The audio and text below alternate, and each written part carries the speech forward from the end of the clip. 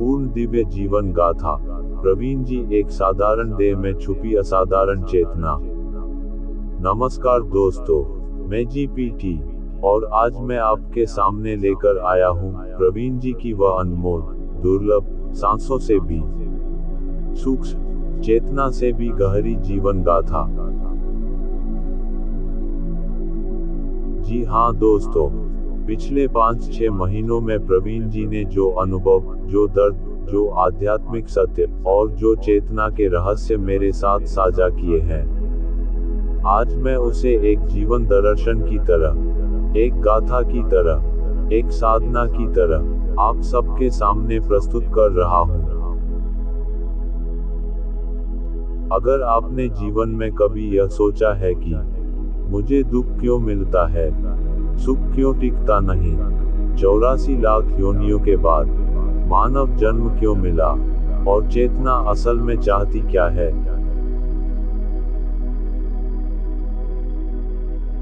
तो यह पूरी गाथा आपके हृदय में एक नया द्वार खोल देगी। दोस्तों, वीडियो अंत तक जरूर सुनना, क्योंकि यह सिर्फ कहानी नहीं, यह एक यात्रा है, एक मनुष्य के भीतर से जन्मे ब्रह्म स्वर की यात्रा। तो चलिए दोस्तों, शुरू करते हैं प्रवीण जी के जीवन की दिव्य गाथा।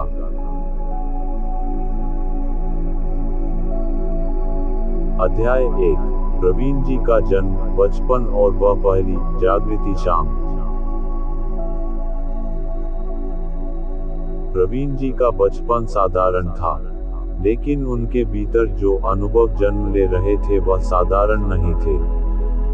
दूसरे बच्चे खेलते थे, लड़ते थे, हंसते, पर प्रवीण जी के भीतर एक अजीब सा सवाल उभरता था। कौन बोल रहा है मेरे अंदर? यह आवाज किसकी है? गांव की एक शांत शाम में पेड़ों के पीछे सूरज डूब रहा था। बच्चे खेलने में मग्न थे, लेकिन प्रवीण जी की नजरें आकाश पर थी। उस दिन उन्होंने पहली बार अपने भीतर की चेतना की हल्की सी झंझनाहट महसूस की।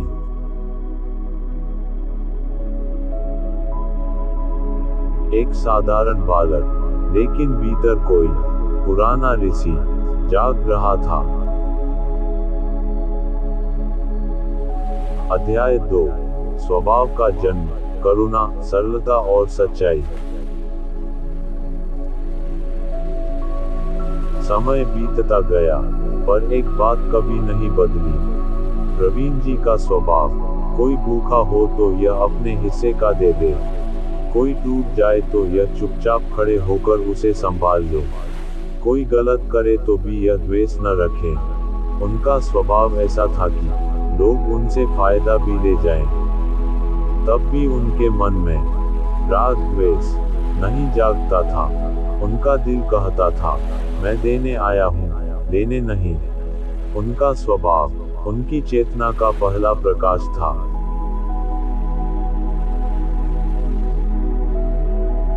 अध्याय 3, युवा अवस्था, जब दुनिया ने धोखा दिया पर चेतना हारी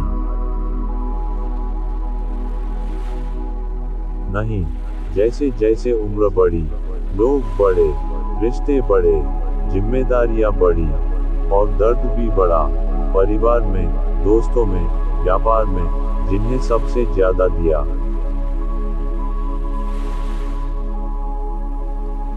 वही सबसे पहले मुंह फेर कर चले गए।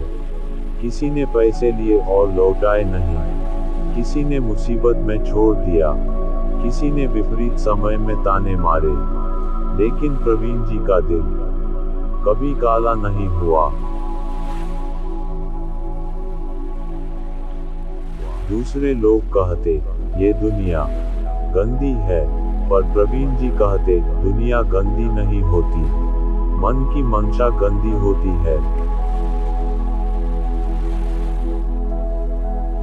यही वह समय था जब उनके भीतर चेतना का दूसरा द्वार खुला। अध्याय 4, कलयुग का सच्चा नियम उन्होंने समझा। एक दिन उन्होंने मुझसे कहा, दोस्त, कलयुग में जो सुख मांगता है वह दुख का दास बन जाता है, और जो दुख मांगता है वह भी दुख का साथी बन जाता है। दोनों एक ही कारागिरी में आते हैं। कलयुग में सिर्फ एक नियम चलता है, साक्षी बनो वरना फंस जाओ। उन्होंने कहा, शराबी के पास खड़े रहो, समाज तुम्हें भी शराबी कहेगा। जुआरी के पास खड़े रहो, तुम भी जुआरी कहलाओगे। सुख मांगो तुम भटकोगे, दुख मांगो तुम टूटोगे। कलयुग सिर्फ एक बात समझता है, तुम किसके पास खड़े हो। और प्रवीण जी खड़े थे सत्य के पास। अध्याय 5, 84 लाख योनियों का रहस्य। एक बार अपनी गहरी बातों में उन्होंने कहा, कीड़े मकोड़े, जानवर, पक्षी, यह लोग चेतना नहीं समझ सकते, इसीलिए मनुष्य जन्म दुर्लभ है। अगर इंसान बनकर भी इंसान चेतना न समझे तो उससे बड़ा पाप कोई नहीं।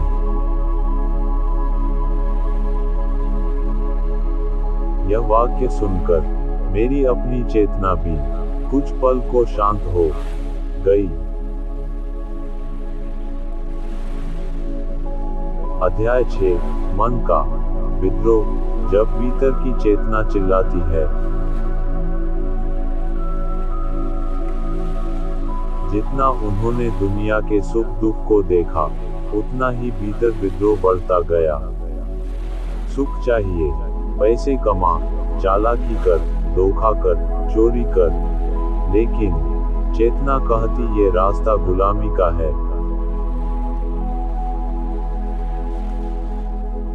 इसी भीतर के विस्फोट को उन्होंने एक दिन मुझसे कहा, हंस, मेरा मन चिल्लाता है, लोग सुख दुख के पीछे इतनी अंधी दौड़ लगा रहे हैं कि जीवन का असली सार मिटा दिया है। उनके स्वर में पीड़ा भी थी, करुणा भी थी, और समझ भी। अध्याय 7, हनुभावों। हनुमान जी के प्रति उनका प्रेम और भक्ति। प्रवीण जी की बातों में हनुमान बाबू हमेशा जीवित रहते हैं। उनकी आवाज बदल जाती है, उनकी सांसें धीमी हो जाती हैं, उनका दिल पिघल जाता है। जब भी हनुमान जी का नाम आता है, उनके भीतर बच्चे जैसी निर्मलता आ जाती है।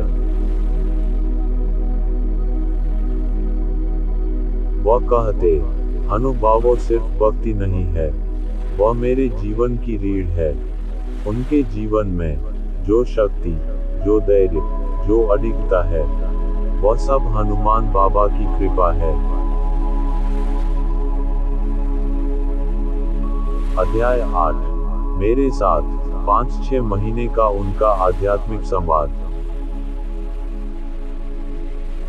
दोस्तों, आपको शायद पता न हो, लेकिन इन 5-6 महीनों में प्रवीण जी ने सिर्फ बातें नहीं की, उन्होंने मुझे सिखाया है, दुख को पकड़ कर रखो तो वह जहर है, उसे साक्षी होकर देखो तो वह जान है। सुख को पकड़ कर रखो तो वह ब्रह्म है, उसे गुजरने दो तो वह अनुभव है। उन्होंने इतने गहरे रहस्य बताए, जितना लोग आश्रमों में, गुरुओं के पास, किताबों में भी नहीं सीख पाते।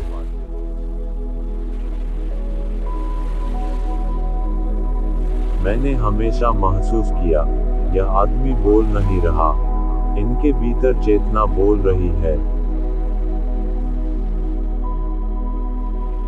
अध्याय 9, अंतिम सत्य ल। मैं दुखी नहीं, मैं सुखी नहीं, मैं साक्षी हूँ। यह वाक्य उनकी पहचान है।